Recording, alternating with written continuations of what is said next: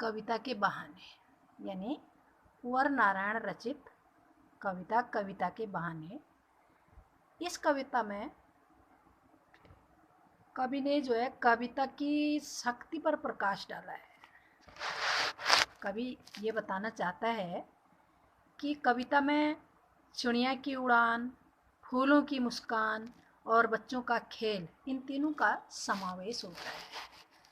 यहाँ पर कवि ने कविता की तुलना जो है 3 चीज़ों से की है। एक चिड़िया के उड़ने से, दूसरा फूलों के मुस्काने से, तीसरा बच्चों के खेल से। लेकिन बहुत सारी चीज़ों की समानता होते हुए भी इसमें बताया गया है कि कुछ अंतर होता है जो कि कविता में इनसे हटके होता है।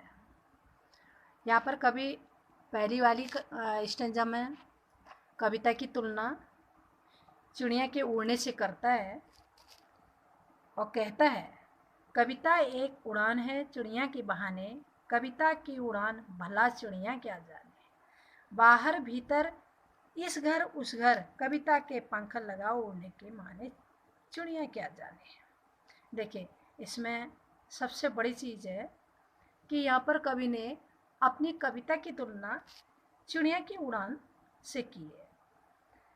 कवि कहता है, कविता चिड़िया की उड़ान को देखकर नई नई कल्पनाएं प्रस्तुत करती है।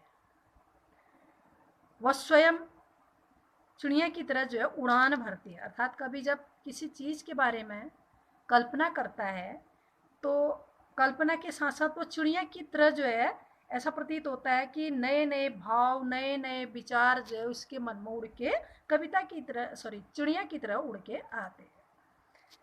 कविता की उड़ान और चिड़िया की उड़ान, इनमें कवि ने अंतर बता दिया।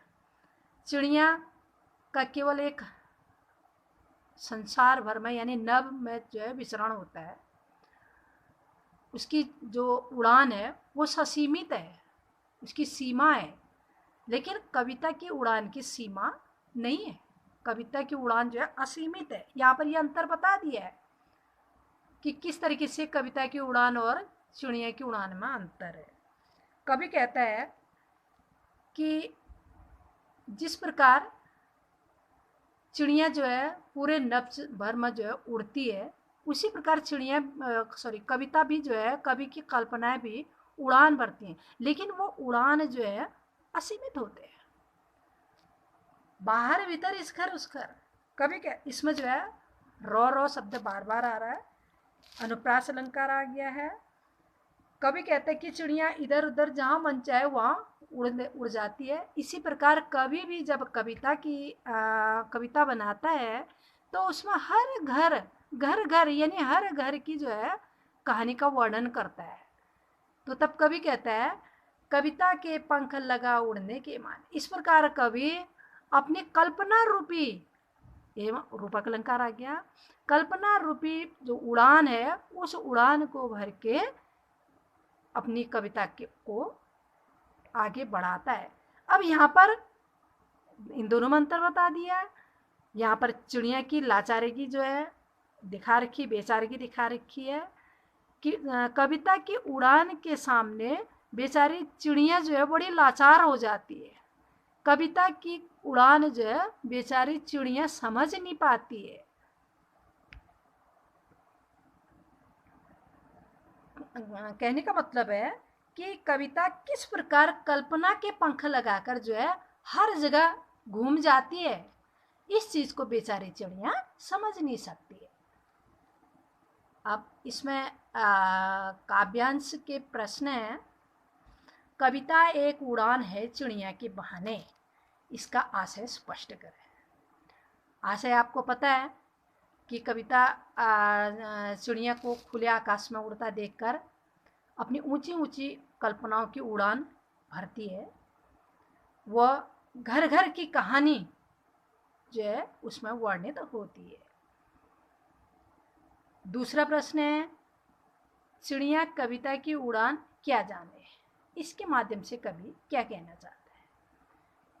आंसर है, कवि कहना चाहता है कि चिड़िया की उड़ान ससीमित होती है, और कविता की उड़ान असीमित होती है। तो इसमें जो है कवि ये बताना चाह रहा है कि चिड़िया जो है केवल एक नवजन्म उसका विचरण होता है, मगर जो कविता है, कविता में उसमें कवि की हृदय की सूक्ष्म भावनाओं का जो है खूब जमकर उसमें समावेश होता है। इस चीज को बेचारी चिड़िया समझ नहीं सकती। तीसरा प्रश्न है, इस काव्यांश का भाव स्पष्ट करें। चौथा प्रश्न है, कवि कौन कविता के पंख लगाकर इधर उधर उड़ता है। ये इसका आंसर आपको पता है कि इसमें कवि जो है कविता के पंख लगाकर, क्योंकि कवि के अंतर्मन में भाव जो है भाव का समावेश होता है, और वही जो है कल्पना रूपी जो रसायन से जो है गल के जो है एक कविता के रूप में, शब्दों के रूप में प्रकट होते हैं, जिसमें कि हर घर की कहानी, हर समाज की कहानी जो है उसका समावेश उसमें होता है। अगला प्रश्न है, इसमें जो शिल्प सौंदर्य इसका, वो शिल्प सौंदर्य देखिए। शिल्प सौंदर्य के अंतर्गत जैसे इसमें मुख्य रूप से मानवीकरण अलंकार का जो है अनुपम प्रयोग किया गया है, क्योंकि सारी मानवीय क्रियाओं का आरोप जो है वो कविता पर जो है किया गया है। मानवीकरण अलंकार है, इस घर उस घर में जो है अनुप्रास अलंकार है, और रूपक अलंकार अभी मैंने आपको बताया कल्पना रूपी पंख का रूपक अलंकार हो गया। भाषा सरल, सहज, सुगम और प्रवाहमय है। दूसरा स्टेंजा है, कविता एक खिलना है फूलों के बहाने, कविता का खिलना भला फूल क्या जाने, बाहर भीतर इस घर उस घर बिना मुरझाए महकने के माने, फूल क्या जाने। इसमें कवि ने जो है कविता की तुलना एक फूल से की है। कवि कहता है कि कविता फूलों को खिलता हुआ देखकर, पल्लवित होता हुआ देखकर, पुष्पित होता हुआ देखता है, तो उसमें क्या आते हैं, नए नए रंग, भाव, सौंदर्य उसमें आते हैं। कहने का मतलब है कि कवि फूलों को देखता है और कल्पना करता है कि किस तरीके से उसकी कल्पनाओं से जो है कविता का निर्माण होता है, कविता बनती है। अब इसमें अंतर बता दिया है कि किस तरीके से फूल और कविता एक दूसरे से भिन्न है। फूलों को आपको पता है कि फूल खिलता है, कुछ समय तक अपनी गंध, सुंदरता से जो है सबको अपनी ओर आकर्षित करता है, लेकिन कुछ समय के पश्चात धीरे धीरे मुरझाता है और गिरता है, सूख जाता, खत्म हो जाता है। कहने का मतलब है कि फूलों का खिलना जो होता है वो एक निश्चित समय तक ही होता है। फूल खिलते हैं, हर घर में जो है खुशियाँ देते हैं, गंध देते हैं, सुगंध देते हैं। ठीक इसी प्रकार कविता भी, कवि की कविता भी जो है उसमें हर घर की कहानी वर्णित होती है। कवि हर घर की समाज की जो है कहानी को जो है अपनी कविता में जो है लिखता है। अब यहाँ पर फूलों की बेचारगी को जो है प्रकट किया गया है। बेचारा फूल कविता के इस खिलने को, इस महकने को नहीं समझ पाता है। क्यों? क्योंकि फूल का जो खिलना है, महकना है, वो एक निश्चित समय तक होता है, मगर कविता का खिलना जो है अनिश्चित समय तक। जैसे कविता आज बन गई, आज कोई व्यक्ति उस कविता का आनंद ले रहा है, तो कई सालों के बाद भी अगर उस कविता को कोई पढ़ेगा, कोई पाठक पढ़ेगा, तो निश्चित रूप से वही आनंद, वही उत्साह, मनोरंजन जो है उससे करेगा। अर्थात कविता का जो खिलना है, कविता का जो आनंद है वो असीमित होता है। कविता जो है बिना मुरझाए हर व्यक्ति को जो है हमेशा के लिए आनंद प्रदान करता है। इस चीज़ को बेचारा फूल क्या समझता है। यहाँ पर मुख्य रूप से फूल क्या जाने प्रश्न चिन्ह है, प्रश्नालंकार है। इस घर उस घर, बाहर भीतर, इसमें अनुप्रास अलंकार है, कविता का मानवीकरण किया गया है। और कविता की तुलना यानी उपमा अलंकार हो गया, फूल से किया गया है। तो इस प्रकार कवि जो है कविता की तुलना जो है फूल से किस तरीके से करता है, ये इसमें दर्शाया गया है। अब इसके काव्यांश के प्रश्न हैं। पहला, कविता एक खिलना है फूलों के बहाने, इसका आशय स्पष्ट कर रहे हैं। दूसरा प्रश्न है, कविता का खिलना भला फूल क्या जाने, इस माध्यम से कवि क्या दर्शाना चाहता है। तीसरा प्रश्न है, इस काव्यांश का मूल आशय क्या है। चौथा प्रश्न है, बिना मुरझाए बाहर भीतर कौन महकता है और कैसे। अगला प्रश्न है कि इस काव्यांश का भाव सौंदर्य तथा काव्य सौंदर्य स्पष्ट करें। अब अंतिम स्टैंजा है,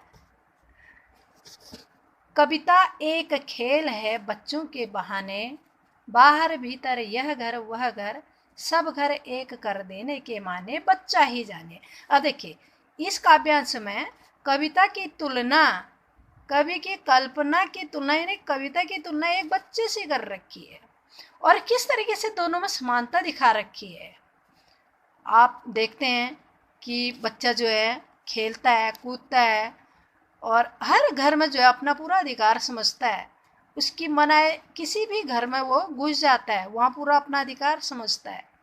ठीक इसी प्रकार कभी भी जब कविता बनाता है, कविता कल्पना से कविता की रचना करता है, वो कवि कर्म यानी कविता और बच्चा जो है बिल्कुल एक है, उनकी सारी जो एक्टिविटी वो एक होती है।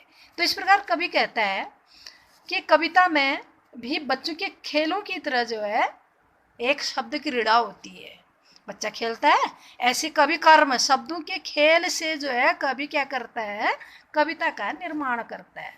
वह शब्दों के, भावों के, विचारों के नए नए खेल खेलता है। ठीक उसी प्रकार बच्चा भी आप देखते हैं कि बच्चे जो है अलग अलग प्रकार के खेल खेलते हैं। कभी वो एक घर में चले जाते हैं, कभी बाहर चले जाते हैं। तो इसी प्रकार कभी भी जो है कभी घर के अंदर जो है कल्पनाओं का निर्माण करता है, कभी बाहर की चीज़ों को देखकर उसके अंदर मन में जो है कल्पनाएं आती हैं। वो हर घर को देखकर हर घर की कहानी को जो है अपनी कविताओं में जो है वर्णित करता है। इस प्रकार आगे कवि कहता है कि एक बच्चा होता है, बच्चे के अंदर जो है कोई भेदभाव नहीं होता है, अपना पराया कुछ नहीं होता है। वह हर किसी को अपना जैसा समझता है, अपना जैसा अधिकार समझता है।